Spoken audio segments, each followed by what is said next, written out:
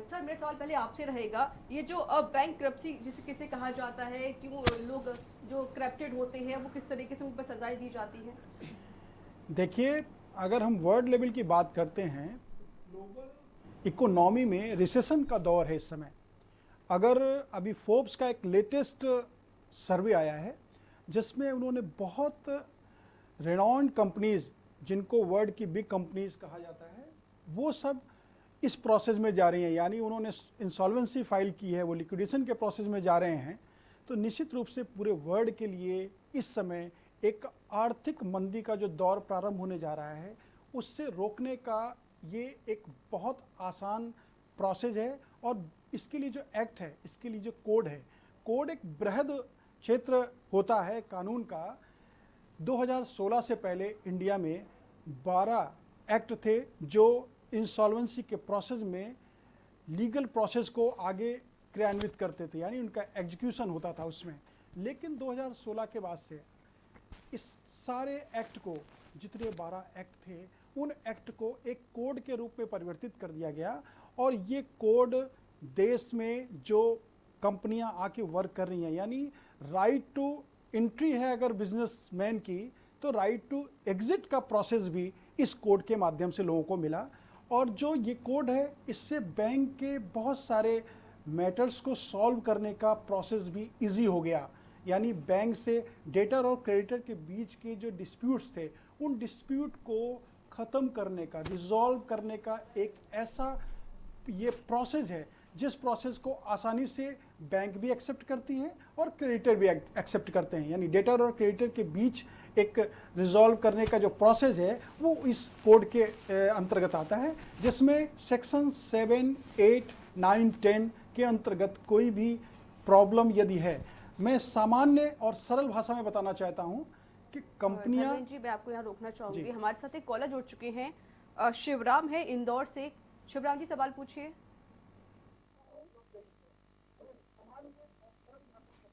शिवराम जी, सवाल पूछिए। हेलो जी, सवाल पूछिए।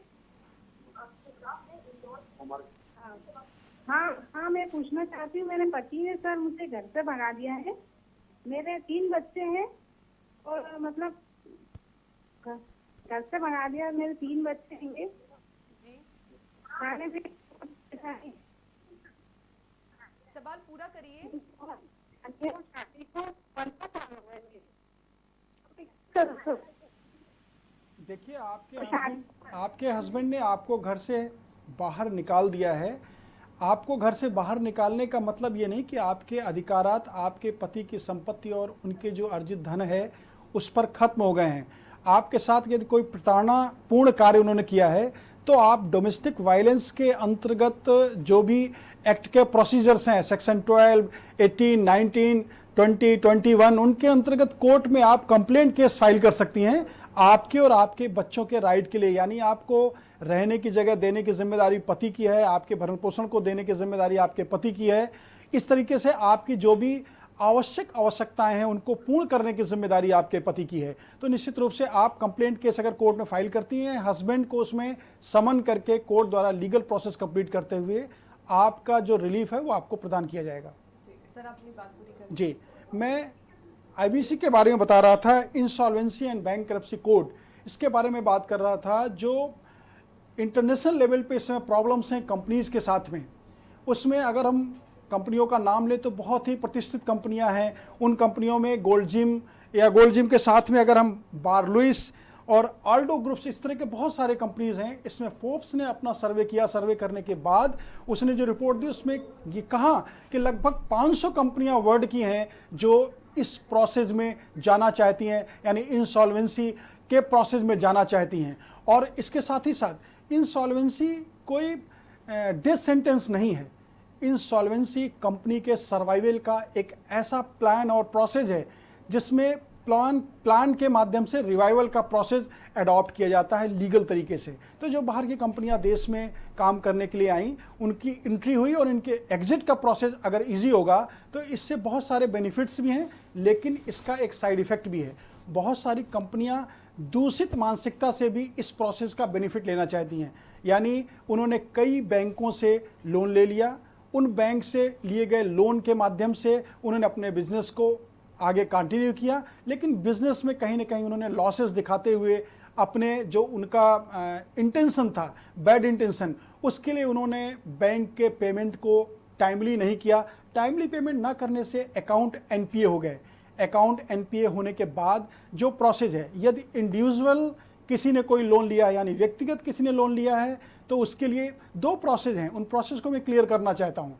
किसी कॉरपोरेट ने अगर कोई लोन लिया है यानी किसी कंपनी ने कोई लोन लिया है और अपनी इंडस्ट्री को सर्वाइवल के लिए उसने एक प्रोसेस दे करके एक या कई बैंकों से लोन लिया है, तो वो जो आगे प्रोसेस यदि वो पेमेंट नहीं करते हैं सर्टेन ड्यूरेशन में, अगर उनका पेमेंट एक निश्चित मियाद के अंदर फाइनेंस कॉरपोरेशन को या बैंक को नहीं जाता है और उनके पास उनके पेमेंट्स कहीं और से आने होते हैं और नहीं आ पाते हैं, यानी उनकी कंपनी का सर्वाइवल नहीं हो पाता है, तो वो इस तरह के प्रोसेस में जा सकते हैं लीगल प्रोसेस से। इसी प्रकार इंडिविजुअल वर्किंग, यदि किसी ने व्यक्तिगत लोन लिया है और उसको लोन को उसने टाइमली अदा नहीं किया है, तो इन दोनों के लिए जो फोरम बनाया गया है एनसीएलटी, उसकी अपीलेट अगर हम को बोर्ड की बात करते हैं तो एनसीएलटी, इसी प्रकार डीआरटी, डीआरएटी, ये दोनों जो फोरम हैं, ये फोरम कॉरपोरेट और नॉन कॉरपोरेट को डिफाइन करते हैं कि कॉरपोरेट की अगर इंसॉल्वेंसी का कोई प्रोसेस है तो वो जाएंगे एनसीएलटी में। धर्मेंद्र जी, आपको मैं रोकना चाहूंगी, हमारे साथ एक कॉलर जुड़े हुए हैं, मंगल हैं दिल्ली से। मंगल जी, सवाल पूछिए। हेलो, सवाल पूछिए अपना। हाँ हेलो, सवाल पूछिए, सवाल क्या है? हाँ हमारा सवाल है, मेरी बेटी का 6 साल है। और तो हाँ हेलो, आप अपने टीवी का वॉल्यूम कम करिए और अब सवाल पूरा करें। हाँ टीवी सवाल कम करो। हाँ, मेरा सवाल है कि मेरी बेटी का दिवस का 6 साल है और उन्होंने दिवस होने से पहले एक लेडीज, हमारे जवाई ने लेडीज को घर से ला के रखा है, तो हमें दिवस चाहिए, तो हम उसकी वजह हम क्या कर सकते हैं? देखिए, आपने जो डाइवोर्स का केस आपकी बेटी की तरफ से फाइल कराया है सेक्शन 13 हिंदू मैरिज एक्ट में, उसमें आपने ग्राउंड लिए होंगे डाइवोर्स के। जो डाइवोर्स के ग्राउंड हैं, उन ग्राउंड के आधार पर यानी उन तथ्यों के आधार पर ही आपके तलाक का डिक्री कोर्ट से जारी होगा। आपने जो आधार लिए हैं, उन आधार में यदि आपकी बेटी के हस्बैंड ने किसी अन्य महिला को अपने साथ में रखा हुआ है और उसका कोई प्रमाण आपके पास है, तो निश्चित रूप से ये प्रमाण आपकी बेटी के डाइवोर्स का एक पर्याप्त आधार होगा। इसी प्रकार जो अदर ग्राउंड्स आपने लिए यानी अन्य आधार जो आपने लिए हैं, आपके एडवोकेट ने जो पिटीशन तैयार की है, जो केस तैयार किया है, उस केस के आप तथ्यों को पढ़िए। आपको तथ्यों के पढ़ने के बाद जो आपने अपने एडवोकेट को बताया होगा वही उन्होंने प्लीडिंग की होगी, वही उन्होंने ड्राफ्टिंग की होगी, तो उन तथ्यों को आप देखिए। कोई तथ्य अगर ऐसा है जो छूट गया है, उसको आपने एडवोकेट से एडिशनल यानी सप्लीमेंट्री एप्लीकेशन या एफिडेविट दे करके कोर्ट में उसको इम्प्लीट करा सकते हैं। आपका ग्राउंड ये बहुत अच्छा है डाइवोर्स का कि किसी अन्य महिला के साथ आपकी बेटी का हस्बैंड रह रहे हैं। इसका साक्ष्य लेकिन आपको एकत्रित करना होगा और न्यायालय के समक्ष प्रस्तुत करके डिक्री आपको प्राप्त करनी होगी। हमारे साथ एक कॉलर और जुड़े हुए हैं, उमर है हरदोई से। उमर जी, सवाल पूछिए। उमर जी, सवाल पूछिए।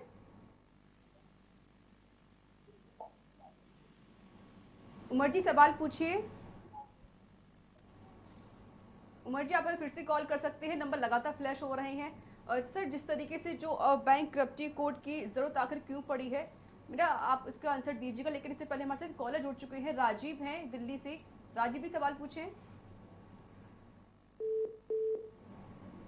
लगता है हमारा सबक टूट गया है, तो नंबर लगातार फ्लैश हो रहे हैं, आप सभी कॉलर्स हमें कॉल कर सकते हैं। और सर, बैंकरप्सी कोर्ट की आखिरकार जरूरत क्यों पड़ी है? देखिए, जैसा कि मैंने पूर्व में दर्शकों को बताया, जो इंटरनेशनल लेवल पे कंपनियां बिजनेस करना चाहती हैं, वो भारतवर्ष में यानी इंडिया में जब बिजनेस के लिए आई तो उनके एंट्री के प्लान थे गवर्नमेंट के पास। 2016 में जब ये कोड आया, उससे पहले बहुत सारे एक्ट अलग अलग सर्वाइव कर रहे थे जिसमें क्लियरिटी नहीं थी। उस क्लियरिटी के ना होने की वजह से कंपनीज एक्ट के जो प्रोसेस थे या अदर एक्ट के जो प्रोसेस थे, उनमें लिटिगेशन को बढ़ावा देने के साथ साथ कई ऐसे सेक्शन थे जिसमें लिटिगेशन इस तरह से चालू हो जाता था, कंपनियों का सर्वाइवल नहीं हो पाता था, अल्टीमेटली कंपनियां उससे प्रभावित होकर के अपने बिजनेस को प्रॉपर रन नहीं कर पाती थी। इस कोड के आने के बाद इस कोड का जो इसके प्रॉपर प्रोसीजर हैं, उस प्रोसीजर को फॉलो करके कोई भी कंपनी अपना एग्जिट प्लान भी सबमिट कर सकती है अपने बिजनेस के सर्वाइवल के लिए। ये कोड बहुत इंपॉर्टेंट है। पहले जो राइट टू एंट्री था, अब राइट टू एग्जिट का भी प्रोसेस कंपनियों के पास है। इसके बेनिफिट्स ये होंगे कि जो बाहर की कंपनियां इंडिया में इन्वेस्टमेंट करना चाहिए, बारे में हम आपसे जानेंगे। हमारे साथ एक कॉलर जुड़ चुके हैं, सुशील है महोबा से। सुशील जी, सवाल पूछिए। नमस्कार मैम। नमस्कार सर। नमस्कार। मैंने पहले भी आपसे कॉल किया था, उसमें मैं आपको डिटेल नहीं बता पाया था। ये चिटफंड का मैटर है सर, मेरे ऊपर लगा हुआ है। इसमें 420, 406 धारा मेरे ऊपर लगाई गई है और इसमें मैं ये पूछना चाहता हूँ, जो इस समय प्रशासन के तौर पर जो पहले बंदी छूटे हुए हैं पेरोल पर तो क्या ये पेरोल, जैसे अगर मेरी नहीं हो पा रही है तो क्या मैं अपनी पेरोल को ग्रांट के लिए यहाँ सेशन कोर्ट में अर्जी दे सकता हूँ? देखिए, आप पेरोल को ग्रांट करने की एप्लीकेशन दे सकते हैं। साथ ही साथ 420, 406 आईपीसी के अंतर्गत आपके ऊपर आरोपित किए गए हैं, जिसमें सजा के प्रोविजन 7 ईयर और 10 ईयर तक हैं। तो निश्चित रूप से सुप्रीम कोर्ट के जो अभी गाइडलाइंस कोविड-19 को लेकर के थे, उसके अकॉर्डिंग आप पेरोल के लिए भी अपनी रिक्वेस्ट कर सकते हैं और एक सर्टेन ड्यूरेशन की एंट्रीम बेल के लिए भी आप प्रोसेस कर सकते हैं। इसके लिए आपको अपना प्रोसेस यदि ऑनरेबल हाई कोर्ट के समक्ष करना है तो आप अपने एडवोकेट से डिस्कस कर लीजिए। जो प्रॉपर लिंक है, उस लिंक के माध्यम से अपनी आप पेरोल की एप्लीकेशन या एंट्री बेल की एप्लीकेशन आप प्रोसीड कर सकते हैं। डिस्ट्रिक्ट से जो अभी कुछ डिस्ट्रिक्ट्स में वर्चुअल कोर्ट्स की वर्किंग भी स्टार्ट हो रही है, तो आप अगर वेट कर सकते हैं तो वर्चुअल कोर्ट की जो वर्किंग है उसमें भी इस प्रोसेस को लेकर के आप जा सकते हैं, क्योंकि वहाँ अर्जेंसी में जो भी जिन मैटर्स में अर्जेंसी है, वो चाहे सिविल नेचर के हों चाहे क्रिमिनल नेचर के हों, उनको टेकअप किए जाने का, उनके सुने जाने का वो एक फोरम बनाया गया है। अभी जब तक लॉकडाउन समाप्त नहीं होता है तब तक इस प्रोसेस में जाके आप एंट्रीम रिलीफ प्राप्त कर सकते हैं। जी, हमारे साथ एक कॉलर जुड़े हुए हैं, राकेश है मुंबई से। राकेश जी, सवाल पूछिए। हाँ सर, मेरा सवाल है कि एक ऑनर, मतलब प्रॉपर्टी का ऑनर हूँ शॉप का, और मतलब रेंट कंट्रोल में मैंने केस फाइल किया हुआ है इलेक्शन का, और उसमें रेंट कंट्रोल में मेरा जो पक्ष है वो मेरे पक्ष में है, बट उसमें फिर नेक्स्ट वो जो टेनेंट हैं उन्होंने अपील किया है। अभी जो केस चल रहा है अपीलेट कोर्ट में चल रहा है सर, बट मुझे अभी मालूम पड़ा है कि उसमें रेंट कंट्रोल में उसने जो स्टेटमेंट दिया था कुछ वो फेरेंस स्टेटमेंट दिया है, और उसके बाद मेरे पास अभी मेरे पास एविडेंस भी है। तो मैं 340 CRPC के बारे में जानता हूँ, तो अभी 340 CRPC केस कर सकते हैं क्या इस स्टेज में अपीलेट कोर्ट में? देखिए, 340 का प्रोसीजर उसी कोर्ट में हो सकता है जिस कोर्ट में उन्होंने अपने फेक एविडेंसेस दिए हैं या ऐसे तथ्यों को कंसील किया है जिस पे कोई क्रिमिनल प्रोसेस हो सकता है। तो आप जो डिक्रेटल कोर्ट है, यानी रेंट कंट्रोल एक्ट में जो आपके फेवर में ऑर्डर हुआ है, वो ऑर्डर आपका प्रिंसिपल कोर्ट से हुआ है, उसके बाद वो अपीलेट कोर्ट में चले गए हैं। आपको प्रिंसिपल कोर्ट में ही उस 340 की एप्लीकेशन को प्रोसीड करना चाहिए। साथ ही इस कंटेंट को आपको अपीलेट कोर्ट में न्यायालय के समक्ष एफिडेविट के माध्यम से प्रेजेंट करना चाहिए। उनकी अपील में आपको लीगल प्रोसेस में बताना चाहता हूं, अपील में कोई भी एडिशनल कंटेंट को कोर्ट कंसीडर नहीं करती है। जो प्रिंसिपल कोर्ट का ऑर्डर है, उस ऑर्डर में क्या फैक्ट ऐसा है जिसको अधीनस्थ न्यायालय ने अवलोकित नहीं किया, या कोई ऐसा लीगल इशू जिसको अधीनस्थ न्यायालय ने अवलोकित नहीं किया, इन बिंदुओं को लेकर ही अपीलेट कोर्ट में जाया जाता है। तो जो किराएदार है उसने जो अपील की है, उस अपील में भी निश्चित रूप से उन कंटेंट्स को वर्णित किया होगा। आप अपने फैक्ट जिनको आप समझते हैं कि इन फैक्ट पे supreme court, honourable high court के इस पे कई प्रतिपादित सिद्धांत भी हैं। अगर आपको लगता है कि उसने कुछ फैक्ट को कंसील किया है या इलीगल फैक्ट को उसने कहीं पर प्रेजेंट किया और उसका बेनिफिट लिया है, तो वो फैक्ट आप अपीलेट कोर्ट के समझ भी प्रस्तुत कर सकते हैं। अपीलेट कोर्ट उस पर संज्ञान लेते हुए आपके फेवर में अपील का ऑर्डर आगे पारित करेगी। जी, धर्मेंद्र जी, अपनी बात पूरी करें। मैं जिस तरह से अभी कंपनीज के बारे में डिस्कस कर रहा था, तो इस प्रोसेस में जाने पर, यानी जो कोड है उस कोड के प्रोसेस को अडॉप्ट करने पर कंपनियों को बहुत सारे बेनिफिट्स होते हैं। कंपनियों के साथ साथ फाइनेंशियल कॉर्पोरेशंस को भी इसके बेनिफिट्स होते हैं। मैं बेनिफिट्स के बारे में बताना चाहूँगा। जो कंपनियां हैं उन कंपनियों को काम करने में आसानी हो जाती है। वो कंपनियां अपने सर्वाइवल का जो प्लान देती हैं उससे उनका सर्वाइवल और आसानी से हो जाता है। उसमें कंपनियों से अटैच्ड लोग, उनको भी बेनिफिट मिलता है। साथ ही बैंक का जो प्रोसेस है, बैंक से जो उनको लोन मिला होगा उस प्रोसेस में कहीं ना कहीं शिथिलता आ जाती है, तो बैंक भी उनको सपोर्ट करने लगती है, क्योंकि आगे आने वाले समय में जब बिजनेस के सर्वाइवल के लिए नए प्लान्स कंपनी सबमिट करती है बैंक में, तो बैंक उनको फाइनेंशियल सपोर्ट, जो टर्म्स एंड कंडीशन तय होती हैं या जो कोर्ट का ऑर्डर होता है, जुडिशियल ऑर्डर होता है, उस ऑर्डर के लाइट में बैंक जो सपोर्ट करती है, उससे उसका सर्वाइवल आसान हो जाता है। इसके साथ ही एनपीए अकाउंट भी, जो एनपीए अकाउंट हो जाते हैं उनमें भी कहीं ना कहीं सरलता आती है, यानी एनपीए अकाउंट नहीं होते हैं। साथ ही साथ एआरसी का जो प्रोसेस है, एआरसी के प्रोसेस में जो बैड लोन्स होते हैं उन बैड लोन्स को वो लोग परचेज करने के बाद रिकवरी करते हैं। इस प्रोसेस में भी कहीं ना कहीं आसानी होती है, क्योंकि कंपनी जब सर्वाइव करती है तो वो बैंक से लिए गए लोन को अदा करने के प्रोसेस भी समयानुसार करती रहती है। इसमें टाइम बॉन्ड होना बहुत ज़रूरी है, क्योंकि टाइम बॉन्ड जब नहीं होते हैं तभी एनपीए होते हैं अकाउंट, और तभी आगे के कॉम्प्लिकेशंस होते हैं, चाहे फाइनेंशियल कॉर्पोरेशन हो और चाहे कंपनीज हो या इंडिविजुअल पर्सन हो। इंडिविजुअल पर्सन या कंपनीज दोनों के लिए प्रोसेस सेम है, लेकिन फोरम दोनों का अलग अलग है, जैसा कि मैंने पूर्व में बताया। इसी प्रकार जो एसेट्स हैं उन एसेट्स के रिवाइवल के भी प्लान होते हैं। अभी लिक्विडेशन में अगर कंपनी चली गई तो उनके जो एसेट्स हैं उन एसेट्स को आगे ऑक्शन करके उन ऑक्शन से होने वाले बेनिफिट से कंपनी का सर्वाइवल हो सकता है। ये कोड कंपनियों के सपोर्ट के लिए, फाइनेंशियल कॉर्पोरेशन सपोर्ट के लिए है।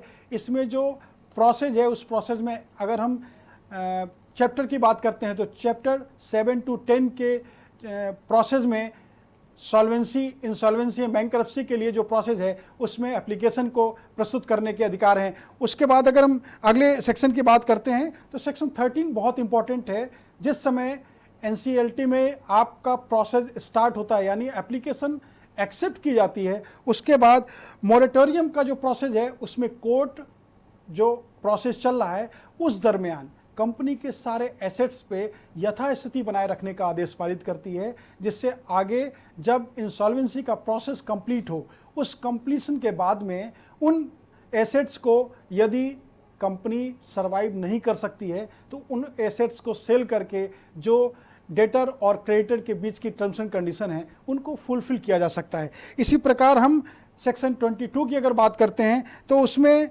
जो प्रोफेशनल्स हैं, जो इंसॉल्वेंसी एंड बैंकरप्सी के लिए प्रोफेशनल्स हैं, उनके अपॉइंटमेंट की बात होती है। वो आगे क्रेडिटर्स का एक जो कमेटी बनाते हैं, उस कमेटी के साथ वो अपना सामंजस्य बनाते हुए कंपनी के सर्वाइवल का प्रोसेस करते हैं।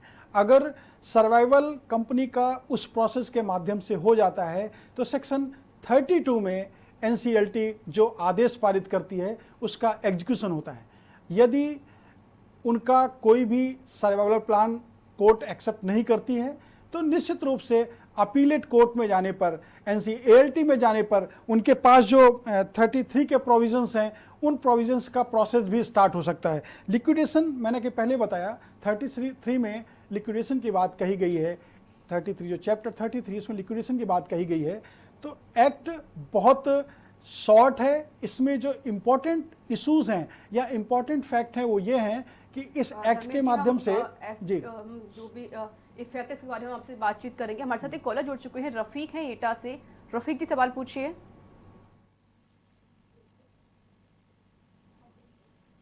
रफीक जी सवाल पूछिए। लगता है नंबर टूट गया। आप हमें फिर से कॉल कर सकते हैं, नंबर लगातार फ्लैश हो रहे हैं। सर अपनी बात पूरी करें। जी, जो प्रोसेस है उस प्रोसेस का ड्यूरेशन फिक्स है, यानी 180 दिन 180 डेज के अंदर इस प्रोसेस को कंप्लीट किया जाना होता है। और प्राइमरी स्टेज पर ही एनसीएलटी अगर एप्लीकेशन एक्सेप्ट किए जाने योग्य नहीं है, यानी उसमें ऐसे कंटेंट कंपनी ने नहीं दिए हैं या फाइनेंशियल कॉर्पोरेशन ने नहीं दिए हैं जिससे इस प्रोसेस को आगे बढ़ाया जा सके, तो प्राइमरी स्टेज पे ही उस एप्लीकेशन को रिजेक्ट किया जा सकता है। बिल्कुल। वक्त एक छोटी सी ब्रेक का हो चला है। ब्रेक के बाद हम जल्द हाजिर होंगे।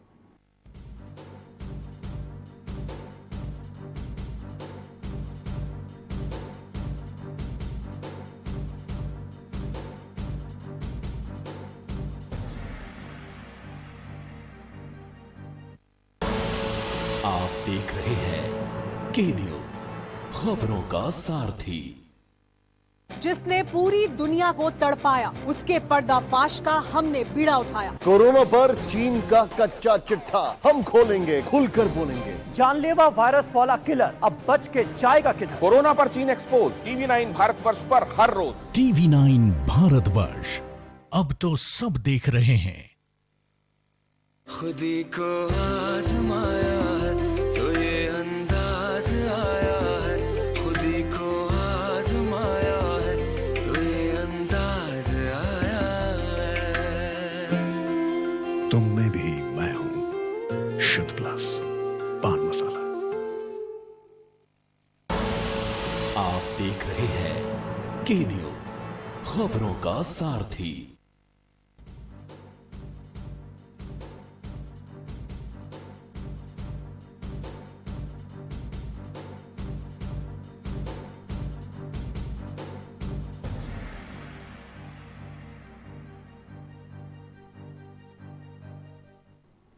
ब्रेक के बाद एक बार फिर से आप सभी का स्वागत है। पूजा जी, मेरा एक सवाल एक आपसे भी रहेगा कि क्या कोविड-19 के कारण जो फंडामेंटल राइट्स होते हैं वो क्या होते हैं और इसके जो क्या उसको सस्पेंड भी कर सकते हैं?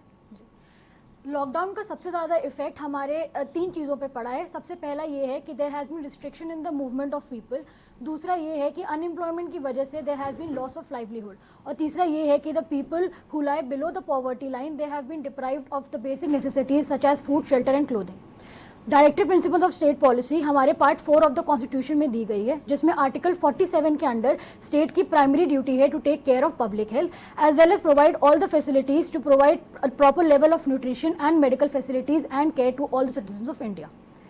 आर्टिकल 359 के अंडर प्रेसिडेंट को ये पावर दी गई है कि इमरजेंसीज के टाइम पे वो हमारे फंडामेंटल राइट्स सस्पेंड कर सकते हैं for a temporary period. However article 21 will not be suspended.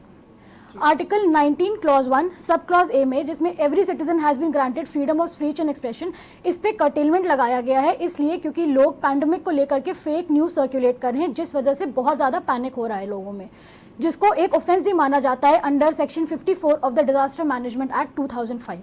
इसीलिए स्टेट गवर्नमेंट ने डायरेक्शन दिए गए हैं स्टेट गवर्नमेंट को कि वो पब्लिक नोटिस इशू करेंगे, जिसमें वो फैक्ट्स, फिगर्स और जो भी रेमेडीज हैं कोरोना वायरस से रिलेटेड उसको पब्लिक नॉलेज के लिए वो एक ऑफिशियल नोटिस के थ्रू प्रेजेंट करा जाएगा। इसके अलावा article 19 clause 1 sub clause D में every person has the right to move freely throughout the territory of India. However corona virus को स्प्रेड करने से बचने के लिए राइट टू ट्रैवल भी रिस्ट्रिक्ट कर दिया गया है। इसके अलावा आर्टिकल 21 में हमें right to life and personal liberty मिला हुआ है। Right to life includes right to life with human dignity, and human dignity includes right to life and human dignity includes public health as well. अपने health को ध्यान में रखने के लिए और एक प्रॉपर लेवल ऑफ न्यूट्रिशन और स्टैंडर्ड ऑफ लाइफ प्रोवाइड करने के लिए ये स्टेट गवर्नमेंट हर सिटीजन को बेसिक नेसेसिटीज जैसे कि फूड, शेल्टर और क्लोथिंग प्रोवाइड करेगी। हमें आर्टिकल 25 और आर्टिकल 26 के अंदर रिलीजियस राइट्स मिले हुए हैं, जिसमें every religious denomination has the right to profess, propagate and practise their religion. However congregation को लेकर के रोक लगाई गई है पैंडेमिक के दौरान। कांग्रीगेशन का मतलब होता है कि आप एक जगह असेंबल हो करके रिलीजियस वर्शिप नहीं कर सकते हैं। प्रिजनर्स के भी राइट टू लाइफ को ध्यान में रखा गया है और इसीलिए सुप्रीम कोर्ट ने सुओ मोटो रिट पिटीशन के थ्रू स्टेट गवर्नमेंट को डायरेक्ट किया है कि एक कमिटी फॉर्म होगी जिसमें कि जो भी प्रिजनर्स हैं जो कि जिन्होंने ऑफेंस कमिट करा है which are punishable with 7 years of less imprisonment, उन्हें पेरोल या इंटरिम बेल पे for the time being release कर दिया जाए।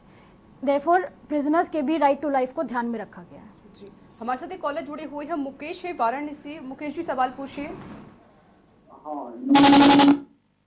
वकील साहब को भी नमस्कार। हमने एक प्रॉपर्टी डीलर से प्लाट के लिए पैसा दिया तो प्लाट। हाँ नमस्ते मैडम। नमस्ते सर। करिए अपना। हमने प्रॉपर्टी डीलर को प्लाट के लिए पैसा दिया था और उन्होंने प्लाट नहीं दे पाया, तो फिर उन्होंने पैसा मेरा वापस किया। 1 लाख रुपए का चेक दिया था, वो दोनों चेक जो है लॉकडाउन के दौरान हमारे बाउंस हो चुके हैं उनके द्वारा जी। फिर मैं उस प्लाट के लिए जो चेक वापस मिले हैं उस पर कोई क्लेम बन सकता है या उसका टाइम ड्यूरेशन या पीरियड जो 1 महीने? देखिए, जो आपको चेक प्रदान की गई है आपके भुगतान को करने के लिए डीलर द्वारा, उस चेक को आप बैंक में प्रस्तुत करके उसको डिसऑनर करा लें, यानी अनादृत करा लें। यदि आपका भुगतान हो जाता है तो आपके लिए बहुत अच्छा है, यदि आपका भुगतान नहीं होता है तो अनादृत होकर के आपको वापस मिल जाएगी। और अनादरण का यानी उसके चेक के जो डिसऑनर होने का रीज़न होगा वो आपको एक मेमो मिलेगा, उस मेमो में रीज़न लिखा होगा कि इनसफिशिएंट अमाउंट है या क्या रीज़न है। उस रीज़न के अकॉर्डिंग आप 138 NI एक्ट के अंतर्गत कोर्ट में परिवाद प्रस्तुत कर सकते हैं और उस परिवाद से उनकी रिकवरी उस अमाउंट की और उस अमाउंट के साथ जो लीगल इंटरेस्ट बनता है अकॉर्डिंग टू बैंक इंटरेस्ट वो आपको प्राप्त होगा। जी धर्मेंद्र जी, जो बैंक्रप्सी कोड है एनपीए की समस्या से किस तरीके से सहायक हो सकती है? देखिए, जैसा कि मैंने पूर्व में दर्शकों को बताया, ये कोड बहुत सपोर्टिव है कॉर्पोरेट्स के लिए भी धर्मेंद्र जी, आपको मैं रोकना चाहूंगी। सीधे लखनऊ चलते हैं जब अपर मुख्य सचिव गृह अवनीश अवस्थी क्या कुछ कह रही हैं, आइए आपको दिखाते हैं। और साथ साथ हम सभी लोगों को, सभी अधिकारियों को निर्देशित किया कि हर संभव प्रयास